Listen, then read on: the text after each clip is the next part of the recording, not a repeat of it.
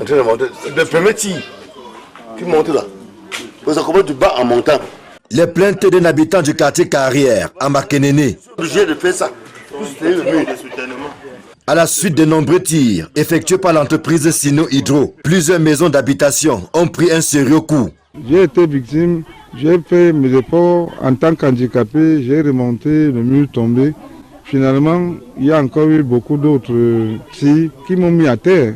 Finalement, le mur, c'est encore eu une fissure. Voilà la carrière à un pas de nous. Mais toutes les maisons sont là, toutes les maisons que vous voyez à côté de la carrière sont comme ça, fissurées. Pour ceux qui ont résisté, ceux qui ne peuvent pas résister tombent, franchement, parce que vraiment, les tirs sont violents.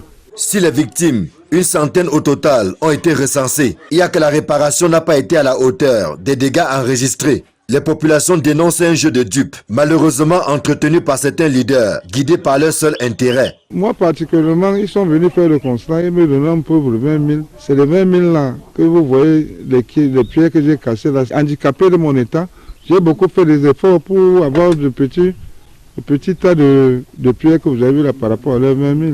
Donc les 20 000 là, c'est minable, c'est comme s'ils venaient se moquer de nous. Et ils ont calculé, monsieur, croyez-moi, ils sont intelligents. Je parle de l'intelligence dans la négativité parce que ça ce n'est pas de l'intelligence. Ils ont profité de la période sèche des parents pour les citoyens avec les miettes. Parce que quand un parent se rend compte qu'il n'a même pas, un franc symbolique dans ses poches, quand vous venez avec 20 000, il prend comme si, dans l'ignorance, il prend en remerciant.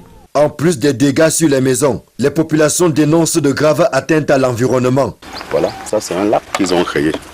C'est un lac qu'ils ont créé dans la zone. Ils ont créé ce lac pour drainer l'eau. Et là, ils vont l'utiliser. Mais qu'est-ce qu'ils feront de cet espace après leur passage à Makénéné? Est-ce qu'on va laisser ça comme cela? Ici, nous sommes au site, à la centrale d'enrobé de la carrière de pierre. Tous les déchets de bitume que vous voyez sont déversés dans la nature. Et dans cet espace, il n'y a plus de vie. Quand Sino Hydro va partir, on n'aura plus de repousse d'herbe. Dans cette zone, ce ne sera plus une zone exploitable. On ne pourra plus exploiter cette zone. Et ce sont des hectares et des hectares. Même l'unique cours d'eau qui sépare plusieurs quartiers de la ville de Makénéné n'a pas été épargné par la pollution. On a un cours d'eau qui dessert toute la population, qui est aujourd'hui totalement exploité par Sino Hydro pour ses activités. Sino Hydro prélève de l'eau dans cet espace-là. Et on a eu, depuis 2 ans, la malheureuse observation de ce que cette eau sèche, ce qui n'existait pas. Et ce qui est encore plus dramatique, c'est qu'ils exploitent cette eau et ils n'ont même pas pu aménager des sources d'eau pour les populations. Aucun forage. Avoir de l'eau aujourd'hui dans le quartier, c'est tout un problème. On se pose la question, mais Sino Hydro est venu finir la vie des populations et partir. Face aux plaintes des populations, nous entreprenons de rencontrer les responsables de l'entreprise Sino Hydro qui construit le tronçon de route qui va de Kalon à Tonga. Peine perdue. Les 3 jours qui nous sont donnés pour répondre à nos préoccupations vont s'écouler sans aucune réaction, et ce en dépit de nos multiples relances. C'est finalement auprès du chef du quartier que nous apprenons que cette entreprise n'a rien respecté par rapport aux engagements pris au départ, avant le début de l'exploitation de la carrière de Makénéné. Jusqu'au début, là, nous sommes entendus qu'on avait des besoins.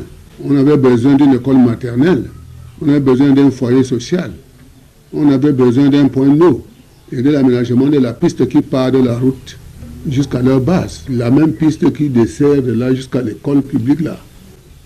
Bon, jusqu'à nos jours, vraiment rien n'est fait. Rien à faire. Des propos corroborés par le maire de Makénéné, pour qui la commune n'a rien bénéficié jusqu'ici, en dehors de la réfection de la voirie urbaine, qui du reste était prévue dans le projet gouvernemental de réhabilitation de la nationale numéro 4. Même la route qui dessert aussi bien la carrière que la base de vie de l'entreprise n'a bénéficié d'aucun soin particulier, malgré les rappels du ministre des Travaux publics. Il a fallu, n'est-ce pas, l'intervention de la population que nous sommes pour que les Chinois essaient un peu de gratter. Malgré le fait qu'ils ont gratté, ils n'ont pas sorti les rigoles. Raison pour laquelle, n'est-ce pas, quand il pleut, il y a, n'est-ce pas, les eaux qui grainent sur la route.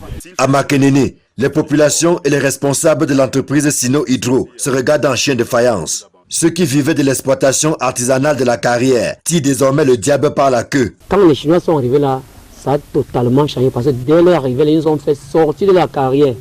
Vraiment, c'est très difficile pour nous maintenant d'inscrire nos enfants à l'école. Manger même à la maison là, des problèmes. Avant, vous faisiez comment? Avant, vraiment, là-bas, on cassait ces cailloux comme ça là. Quand c'était comme ça, on pense on réduit encore en gravier pour vendre. Non, actuellement là, eux-mêmes les Chinois, quand ils cassent leur gravier avec la machine, ils vendent. Tout ce que nous on ramasse même derrière les monts là pour transformer en gravier là, on ne parvient plus avant parce qu'on ne peut pas faire la concurrence avec les Chinois. Même les melons, eux, ils vendent. Le gravier, ils vendent. Ils nous interdisent dans leur site. Même quand l'érosion leur descend, ça lave leur sable un peu à côté là. Quand on ramasse ça, ils nous empêchent de toucher à ça. Les autorités de la ville, ainsi que les ministères en charge des mines et de l'environnement, ont été saisis relativement au calvaire que vivent les populations. Leur réaction reste attendue pendant que les populations voient d'un mauvais œil le départ de l'entreprise dès la fin des travaux, sans que leur localité n'ait rien reçu. Que deviendra cet espace après le passage de Sino Hydro? S'il fait soleil, vous faites l'effort de mettre le pied ici, vous calez.